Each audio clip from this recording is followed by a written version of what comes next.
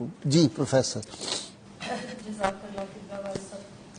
بسم اللہ الرحمن الرحیم اللہم صلی علی سیدنا و مولانا محمد وعلی آلہ وصحبہ وبارک وسلم۔ قبلہ غازی صاحب، آپ کے لیے میں نے ایک شعر لکھا تھا کہ اتنی جرت سے کون بولے گا آپ کو میری عمر لگ جائے۔ آج میں اس شعر میں ترمیم کے ساتھ آپ کو دعا دیتی ہوں کہ اتنی جرت سے کون بولے گا آپ کو عمر خضر مل جائے۔ ہم گھروں میں بیٹھ کے خواتین تماشا دیکھ رہی ہیں کہ الرجال قوامون علی النساء کہنے والے 57 اسلامی ممالک کے حکمران کس نیند میں سو رہے ہیں، وہ کس بے حسی کا شکار ہیں۔ تو آپ نے جس جرت، غیرت دینی اور احساس امت کا مظاہرہ کیا، شکر الحمدللہ کوئی تو بولا، کسی نے تو اس ظلم کے خلاف آواز اٹھائی، ورنہ کل تک مجھے یوں لگتا تھا کہ میں سیدنا امام زین العابدین علیہ السلام کے ساتھ کوفہ میں کھڑی ہوں، جنہوں نے فرمایا تھا کہ مجھے یزیدیوں کی یزیدیت نے اتنی تکلیف نہیں پہنچائی جتنی کوفہ والوں کی خاموشی نے۔ اور جان لو کہ جب بھی کبھی کہیں ظلم ہو اور امت اس کے اوپر خاموش ہو تو وہ لوگ کوفی ہیں، وہ جگہ کوفہ ہے اور وہ رویہ کوفیانہ ہے۔ تو مجھے تو سمجھ نہیں آ رہی کہ سسکیاں کس زبان میں لکھوں۔ آج الفاظ آپ دیدہ ہیں، اور جو آپ کا حال ہے نا، روز آج 11 دن ہو گئے ہیں، ہم مائیں جب اپنے بچوں کو روٹی دیتی ہیں نا تو ہمارے بچوں نے انکار کر دیا کہ ہمیں ایک وقت روٹی دے دیا کریں۔ ہم سے نہیں دیکھا جاتا غزہ کے اندر اپنے معصوم بہن بھائیوں کا اس طرح سے گاجر مولی کی طرح کٹنا، گویا ان کو تو انسان بھی نہیں سمجھا جا رہا۔ اور یو این او کا جنرل سیکرٹری کھڑا ہو کے کہتا ہے کہ دنیا میں اگر کسی نے جہنم دیکھنی ہے تو وہ غزہ کو دیکھ لے، غزہ کے بچوں کو دیکھ لے۔ دوسری طرف یو این او امداد بھجواتا ہے مصر، اور مصر کی جو بارڈر لائن ہے وہ بند کی گئی ہے۔ یہ دنیا کس کو تماشا کر کے دکھا رہے ہیں؟ رسول کریم صلی اللہ علیہ وآلہ وسلم کی بارگاہ میں ایک استغاثہ آپ نے پیش کیا، میں ایک استغاثہ پیش کرتی ہوں کہ یا رسول اللہ، اور روز یہی کہتی ہوں ہر نماز کے بعد کہ اے گنبد خضرا کے مکی میری مدد کر، یا پھر یہ بتا کون میرا تیرے سوا ہے۔ یا رسول اللہ، ہمارا کوئی نہیں آپ کے سوا۔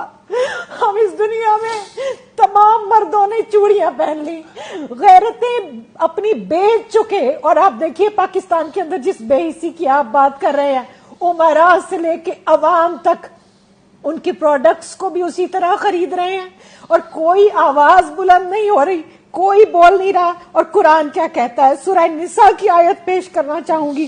اللہ رب الکریم ارشاد فرماتا ہے وَمَا لَكُمْ لَا تُقَاتِلُونَ فِي سَبِيلِ اللَّهِ وَالْمُسْتَضْعَفِينَ مِنَ الرِّجَالِ وَالنِّسَاءِ وَالْوِلْدَانِ الَّذِينَ يَقُولُونَ۔ اور قبلہ غازی صاحب، جب میں یہاں پہنچتی ہوں میرا کلیجہ پھٹ جاتا ہے۔ اللہ فرماتا ہے ربنا اخرجنا من هذه القرية الظالم اهلها وَاجْعَلْ لَنَا مِن لَّدُنْكَ وَلِيًّا وَاجْعَلْ لَنَا مِن لَّدُنْكَ نَصِيرًا۔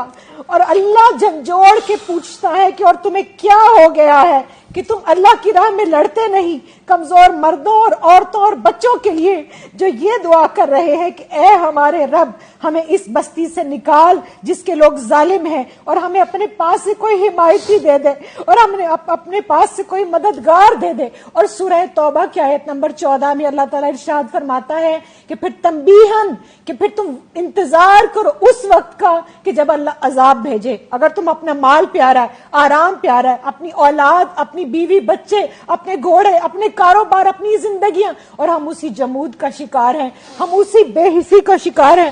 اور آپ دیکھیے 57 اسلامی ممالک میں جتنے بھی مسلمان ملک ہیں ان کے اندر کاش کہ آج کوئی جو ہے وہ سلطان حمید اللہ جیسا ہوتا۔ ایک بیٹی نے پکارا تھا، وہ اتنا غیرت مند تھا کہ پھر فوج لے کر آیا اور اس نے پھر اس ظلم کا خاتمہ کیا۔ سلطان صلاح الدین ایوبی کو آپ دیکھ لیجئے، محسن باللہ دیکھیے بغداد سے اٹھ کے روم کی اینٹ سے اینٹ بچا دی تھی ایک بچی کی خاطر، ایک کی عزت کی قبلہ خاطر۔ غازی صاحب، میں ایک عورت ہونے کے ناطے واسطہ دیتی ہوں، ہم عورتیں جو ہے نا یہ ظلم نہیں دیکھ سکتی، کیونکہ عورت کے جسم کے اندر ایک عضو ہے جس کو رحم کہا جاتا ہے۔